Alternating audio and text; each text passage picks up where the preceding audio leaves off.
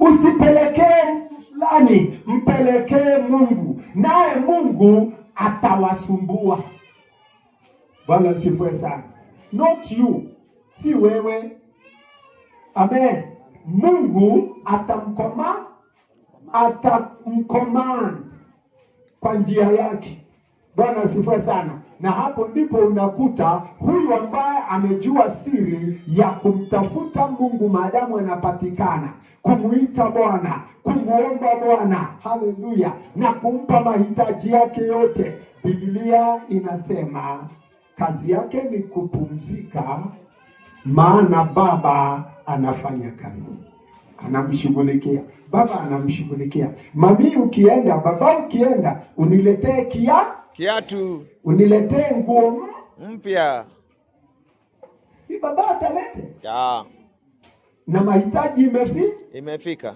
Mahitaji inafika. Kwa hivyo mara nyingi tunajikuta tumebeba mizigo, inatuangusha, inatuamsha, inatuumiza, maana mahitaji yetu hatujampelekea yule anayefaa. Tunapeleka kwingine. Alafu no answer. In a bounce. Hallelujah. Lakini hapa the promise is, haja zenu zikijulikana na Mungu na simfikie Mungu, basi amani ya Mungu atainyesha kwetu kama mvua, itakayetuliza akili na moyo.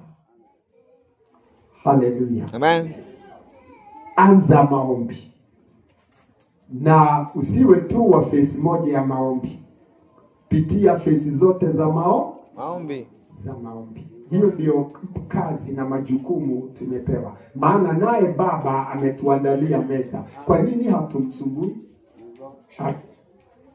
Haleluya. Amen. Kama unahitaji jambo fulani leo, unahitaji jambo fulani na umeambiwa mlete mahitaji yako na leki. Sasa makosa ni ya nani?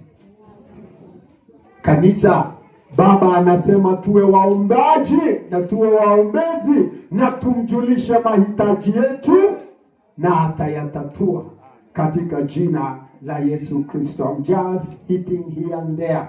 Psalms 150